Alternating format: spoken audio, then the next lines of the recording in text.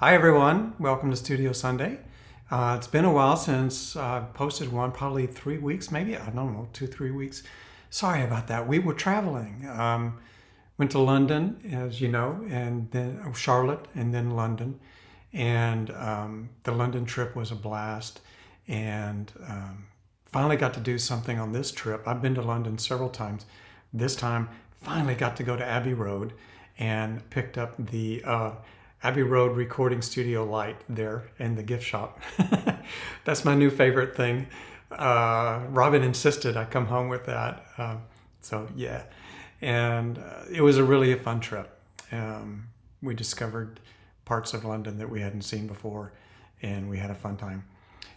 So we're back on track now, and I've been to Charlotte Con. That went really well.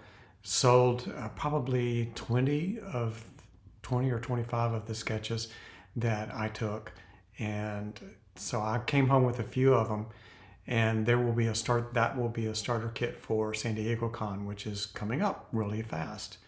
Robin is not here, so but she did leave me a set of notes to give you about the Kickstarter. So here is Robin's info to you about the Kickstarter. She says, we will be locking all orders on July 8th. We will charge credit cards for additional purchases made on Backerkit on July 15th. We will send out digital books on July 19th. And I've already made the digital packages, which needed to be made anyway. I needed the digital versions of those books. Books are scheduled to arrive August 8th from the printer, and we'll begin fulfilling orders right away. We're ready for that. Just a reminder that all 4 new format Strangers in Paradise volumes are now available on the web store. Both hardcover and softcover are available. And San Diego Comic-Con coming up in 4 short weeks will be an artist alley. So check for times that I will be signing at the table. I won't be there from dawn to midnight. I'll be there at certain times. And I'll be participating in 2 panels this year. My panel is Friday from 4 to 5 in room 29AB. 29AB. AB sounds like I'm taking up 2 rooms, doesn't it? Like it's going to be seating for 1,200 people. Or maybe it's just 2 broom closets, and it's you and me and 3 other people. Robin and I will be on a panel with other comic book creator couples Thursday at noon, and I think it's in that same room. I'll update you if I'm wrong. That's from Robin. So that comic book creator couples, we've done that once before, and it was us with Jeff and Vijaya and Brian Polito and Billy Tucci and all of our partners and everything. So yeah, it's a very fun panel. The last time we did it, somebody brought a bottle of champagne and opened it. And there was champagne in the room, and we got reported and busted and got in trouble for that. So now we're not going to be drinking. We'll just bring lots of other illegal substances and see what kind of trouble we can get into. Maybe not. Maybe we'll just bring a ukulele and do a sing-along. Okay, so that's coming up. I don't have any other news for you right now. I'm ready to start drawing my ass off again and making sketches for the art book that will go to San Diego Comic-Con. So if you are following me on social media, you'll start seeing sketches posting as I make new artwork for that. Also, today I want to go to the drawing table. I have reversed. This is weird to do this behind me in reverse. I'm going to the drawing table today and show you what all of the drawing and erasing is about when an artist is doing a sketch. Well, me in particular. I draw, and when I draw, I erase so much. I have erased 10 times more books than I've drawn. And I've erased 10 times more sketches than I've ever finished. And I'll show you that in real time at the drawing table. I'll draw a sketch of Katchoo, show you what I'm looking for, how I erase until it becomes not just a generic person, but Katchoo.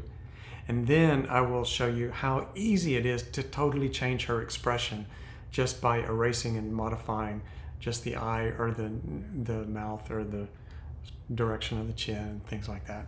So yeah, this is where we ended up. That doesn't look so good in this camera right now. It looks like it's all made out of silver lead. That doesn't look like a pencil drawing. Anyway, okay, the camera looked good over here. Join me at the drawing table and let's draw this sketch and play with it. And let me show you how many countless variations you can get on a face. And the trick is it Katchoo, and is it the exact expression that you were looking for? And sometimes you go through a lot of expressions before you get the one you're looking for. It's like taking selfies of yourself and you just keep modifying everything. That's exactly what you're doing with the pencil and eraser. So meet me there and I'll show you. Okay guys, so today what I wanted to show you is explain something actually. When you see artists draw, erase, draw, erase, draw, erase, you may wonder why you keep erasing like that. And because it may look like a perfectly fine face, but to the artist, it's not the right face yet. And let's take somebody we know like Katchoo. Let me show you how many variations there are in the face before I can even get to that Katchoo look. So if I know that I've drawn the regular, egg proportion thing here, and then there's the eye, and there's the mouth, and there's the bottom of the nose. We know that much. There's the jaw, back of the head, the hairline goes down in here, hairline in there, beautiful long hair right there. The hair doesn't go up like that. It kind of has a thing right there. There's a little ski slope. And then notice I'm putting the hair about a ½ inch above the skull because that's volume, beautiful thick hair. Okay, so there we go. There's basic Katchoo. Okay, let's get this so that I can look at it straight on now. If I were to do it like this, I could probably get the drawing to happen, but I'm having to reinterpret from here to there. So once I get an angle and I get the proportions laid out, I come in and draw straight up and down for me. So that for me, looking at it, that's straight up and down. Okay. I don't want to go to the point yet because I'm not into details, but basically there's the eye. And I'm actually just blocking in like a sculptor.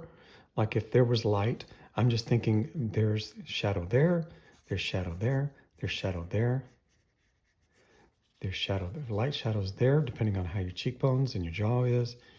That shadow is between this cheekbone and this jawbone right here.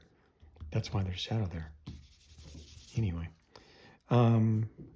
okay, now we get into things like, okay, what kind of forehead do you have? Is your forehead out here like this, like Frankenstein? Or is it curved like this, like a movie star?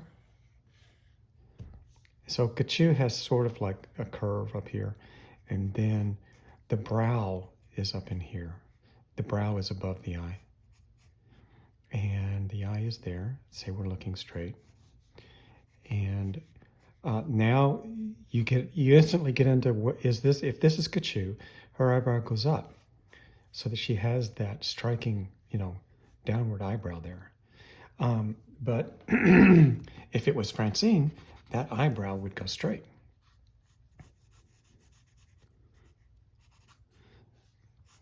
Like that. That's not a Katchoo eyebrow. That's Francine. And it's just a personality thing, like, how you're made, what your natural look is. So basically that's it.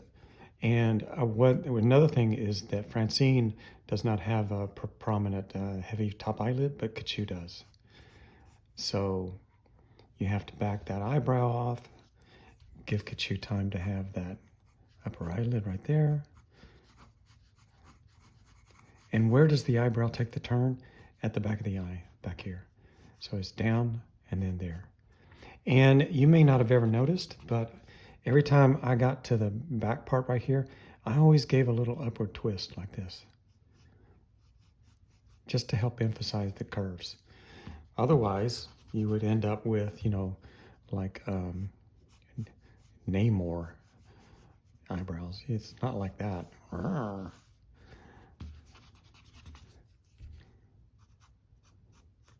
And I hope I'm also showing you something here, which is try all these variations. Don't keep trying to draw the same perfect thing over and over.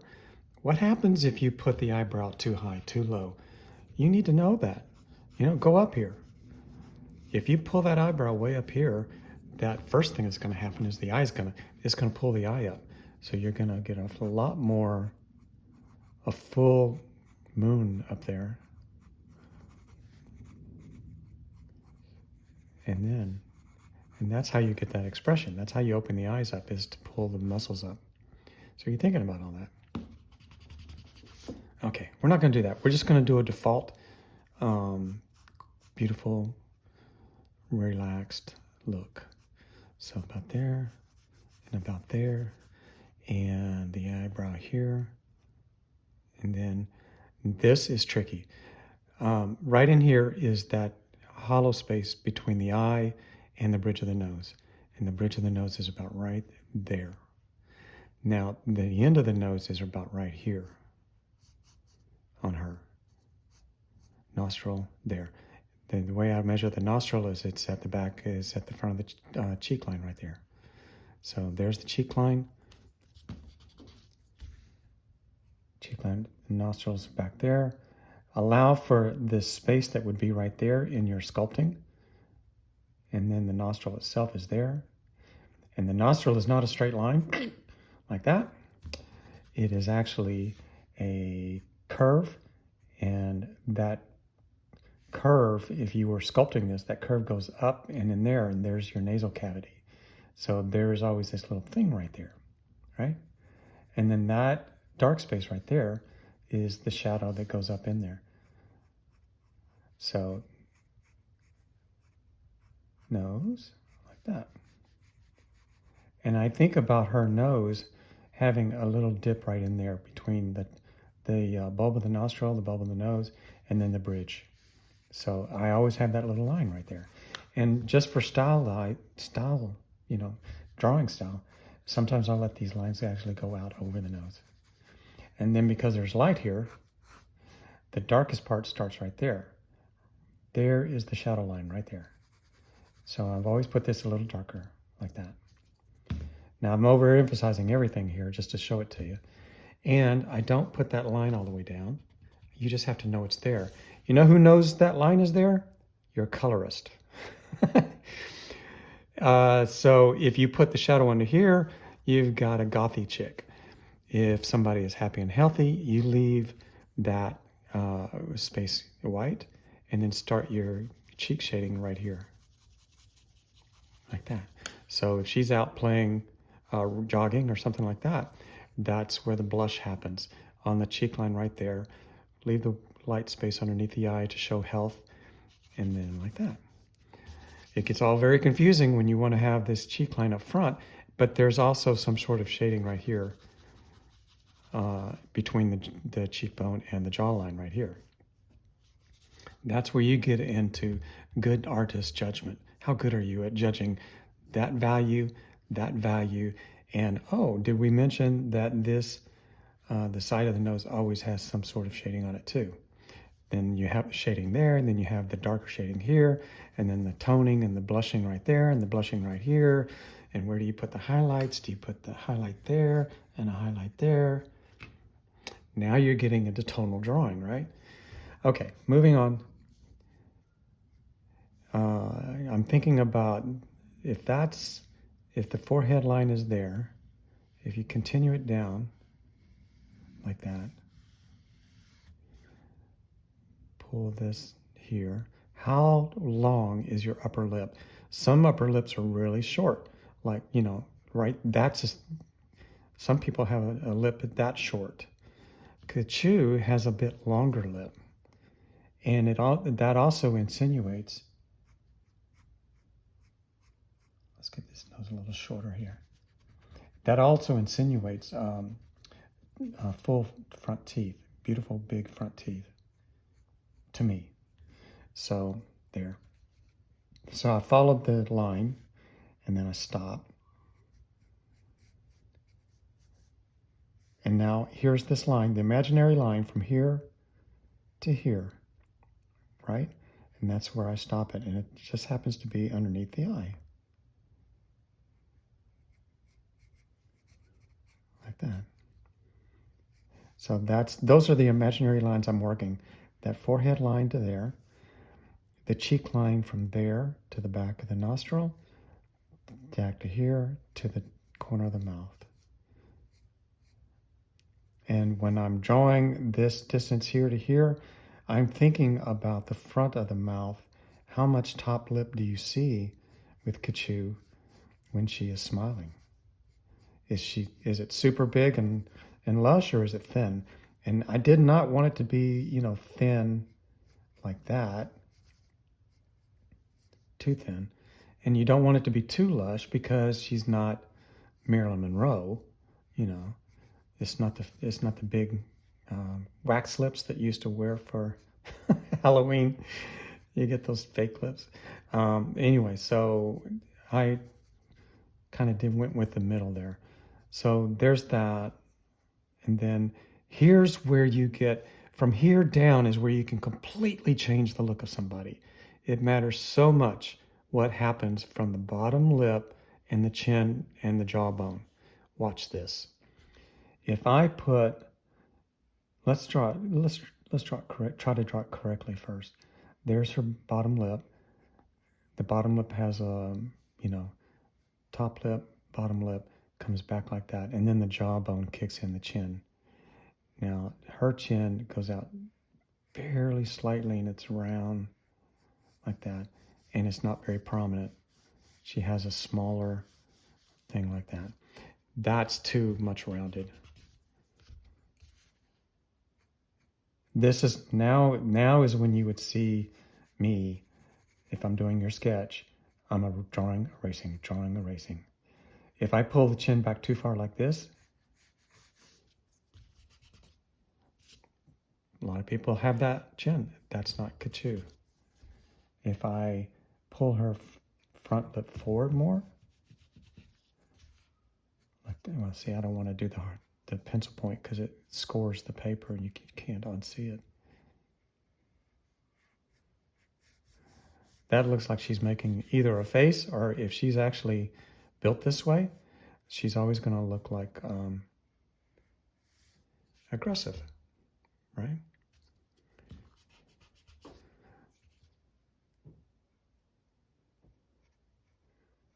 Here is a chin that I've seen on people right there. That's a common chin. Somebody has really strong jawlines. It almost looks like the Tin Man in Wizard of Oz, doesn't it? Where you could get a robot chin like that. Yeah.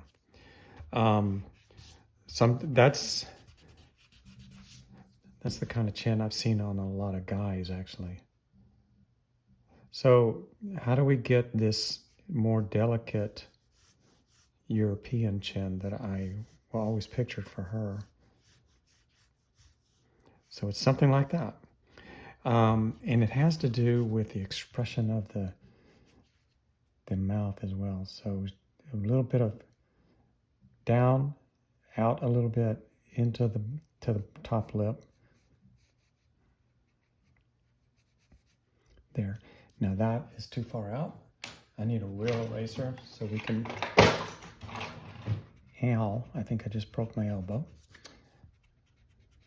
Okay, trying not to see that bottom lip that we don't like. So I went with that. So that's sort of how it works for her.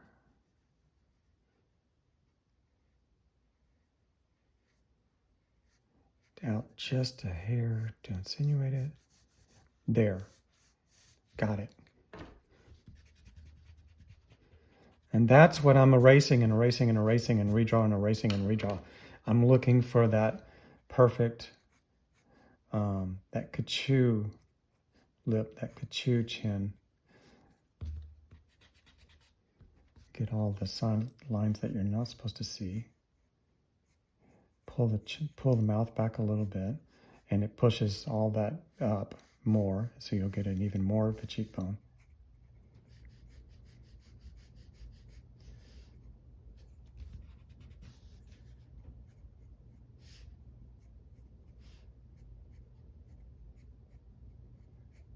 I mean, I'm going back even for more and more, aren't I? Trying to get it right. That may be too much.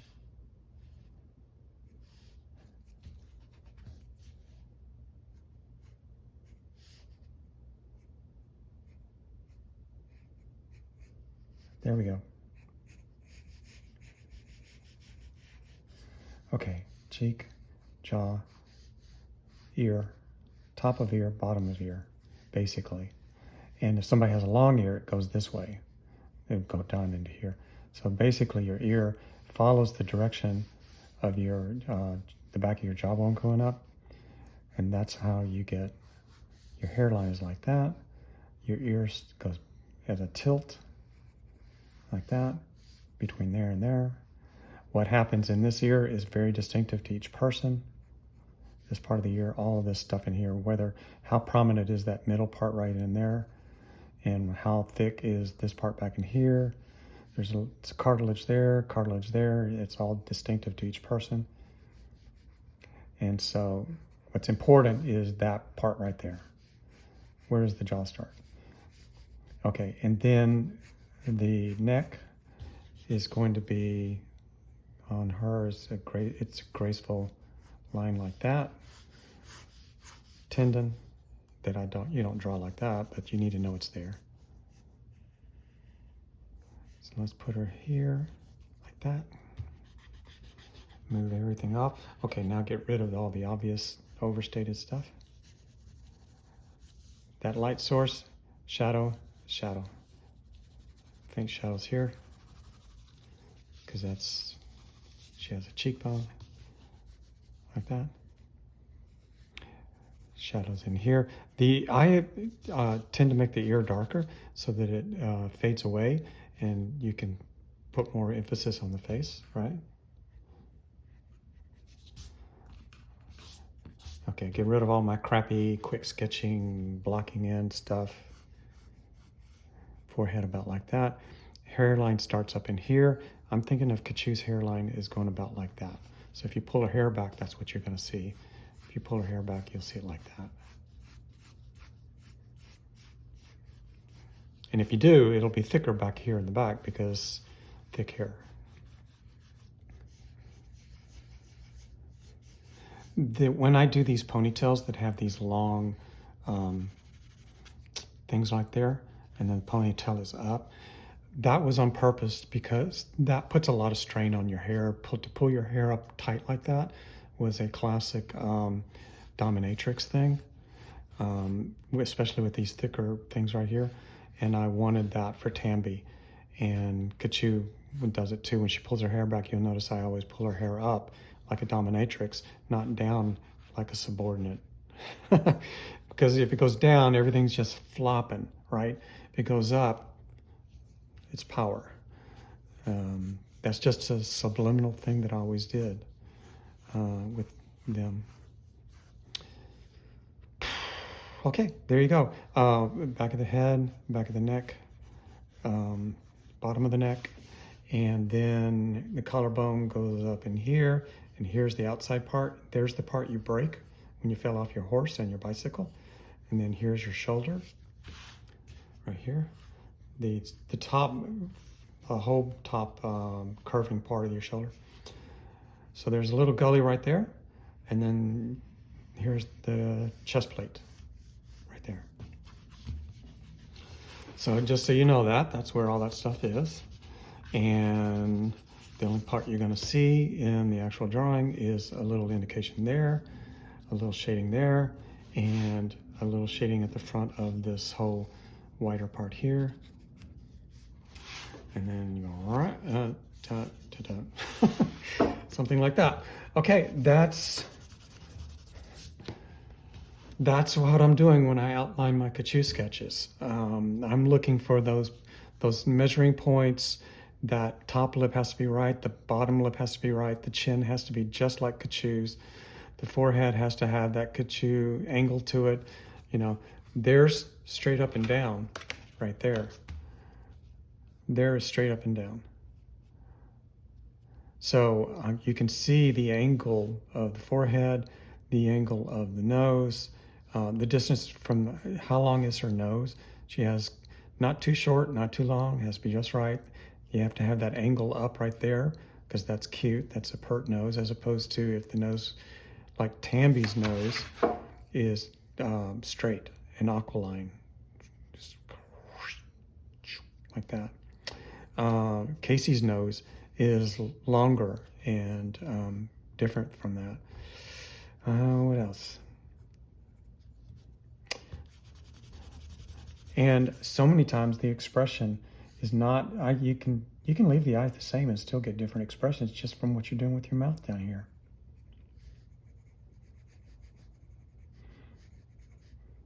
Now you're just copying the expressions you saw people give you when you said stupid things. There's that exasperated expression. And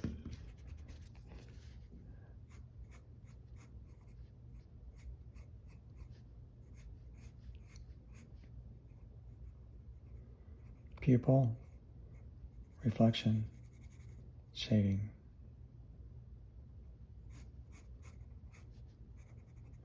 And there's some really, the back corner of the eye is important to shade that back there.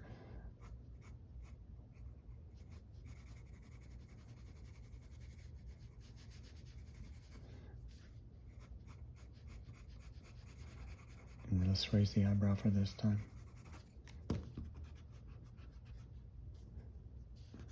There. Now we totally changed our expression, didn't we? And then this cheekbone would come back a little bit. I mean, that cheek line. And again, I can't really do that when I'm inking, but I think about it constantly about how could I ink that and show. And there's nothing you can do. You just have to like put your little line there and put your line there. You know, that's a pursed lip. That's what you call pursed. I don't know why. It's like closing a pursed. And you'll notice that it changes how everything pulls down like that. And look at, this is her with her head leaning forward. I could totally change her body language by pulling her neck straight down, and she's pulling her head back into her neck. Watch this.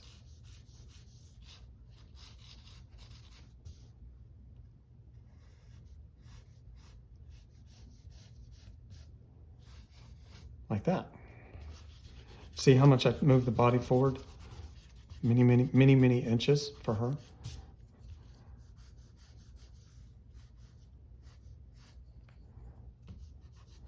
And now she pulled her chin into her, tucked her chin down, and now she really is just giving you and that one I might bring her hair more like that, so that she's looking at you from underneath her hair. See what I mean?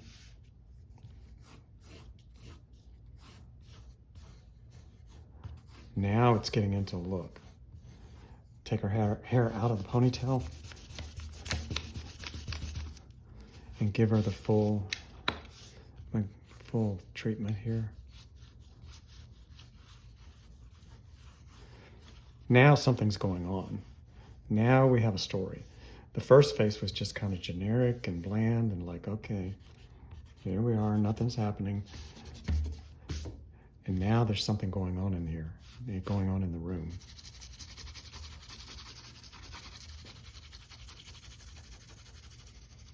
Like that. There, two totally different sketches of Katchoo. And all I really did was change it was all in the mouth. And I just kind of moved the eye a little bit. But I left all this intact, basically. I just kind of changed the focus from looking forward to looking to the side, and changed her hair, and changed the mouth. There. That's what all the drawing and erasing is about. I'm looking for expression. First off, I'm just looking for the proportions, get her on the paper. Then I will change this mouth 10 times, 20 times, whatever, however many times it takes. I'll change the eye. I'll change the eyebrow up and down. I will change the, where the chin is tucked in or the chin is jutting out. Change the hair. It all matters, doesn't it? It totally changes. I could, work with this and make another 3 or 4 or 5, 6 expressions. So, all right. Just thought I'd share that, what the searching is for with the pencil and the eraser. We're searching for Katchoo's expression in that particular moment. And every little nuance, everything you do makes a difference. And what you decide is finished becomes your style, your personality. If you draw the same 3 or 4 expressions every time, you're not doing justice to your own creative license. You should explore more, change things up, and you're not giving the character the full range of emotions that people have. So don't get stuck into like, okay, I have like 6 basic facial sets that I do. These are my 6 emotions. Don't do that. Everything's fluid. Every little nuance makes a big difference. So, yeah, we could.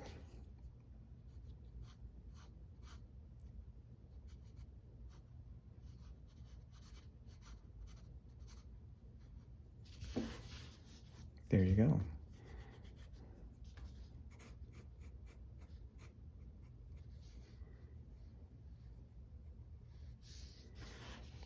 Look, we just totally changed the expression right there.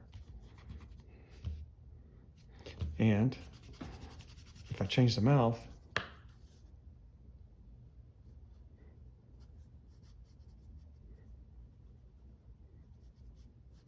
watch.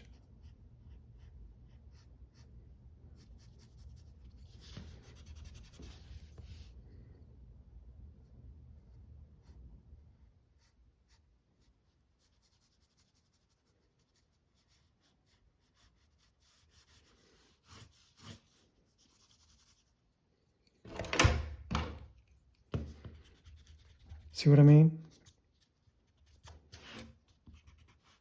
Just a few changes with the pencil, completely different moment. Yeah?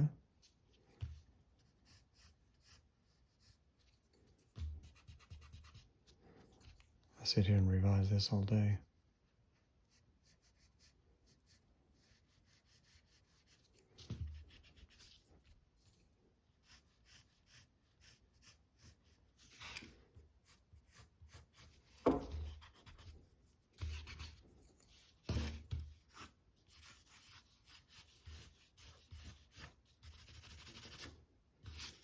Now I would let the hair droop a little bit, because the hair can also be part of the expression you're trying to get. The hair takes on the life of the person who is wearing it, So in this particular moment, I could do this. I could actually make the hair really flat and straight and have it raining, and the hair would be wet. This is why you draw. You can put yourself into these moments and these characters, and it can be great therapy for you. It can be your instead of writing a poem, you draw a picture about how you felt that day, or how you, and your character is your avatar. If I have a bad day, Katchoo has a bad day. If I want to rant at politics, I shut up. But I let Katchoo rant at politics. She's smarter than me. She says it better than me. So, that's how it is. Is just kind of plug into your character, whoever it's going to be. If you just want to beat the hell out of things and tear things up, draw a rampaging hero villain guy. If you want to do commentary about life, draw people who talk about it. Draw stories that talk about things you want to explore and figure out in this world. And that's kind of what I've done with my books. All right, guys, that's how this works. I hope that helps. If you're a person who draws, I hope that helps you feel more freedom to explore on the paper. Don't stop when you think you got a good sketch. Keep going. Draw, 10 sketches on top of one face build. And look at the freedom you have. Look at the flexibility you have, the expressions, how powerful is this thing? I did all that without even sharpening it once. I mean, we did 2 or 3 sketches there. And I could have finished any of those 3 sketches. This one, the chin down, and then the regular relaxed one. I could have finished any of those and sold them at a convention. That would have been my con sketch. I tend to not do con sketches right now because I can't. I really need to focus on this, and my head's down, and I can't focus on who's at the table. Or if I'm being interrupted, I'm drawing, and then somebody says, "Terry, will you sign this?" Oh, okay, back to it. Terry, will you sign this? Okay, back to it. Okay, Terry, will you sign this? Oh, yeah, it's impossible. And then they say, well, why don't you take it back to your room and draw it? Because I get to my room at 11 o'clock at night, and I have to get up at 7. And I'm tired, and I'm old. Okay, that's what I'm doing when I draw. I just thought I'd share that. Okay, everything wants to fall off the table. Just go. There you go. Are you happy? Gravity won. Okay, guys, take care and go draw something.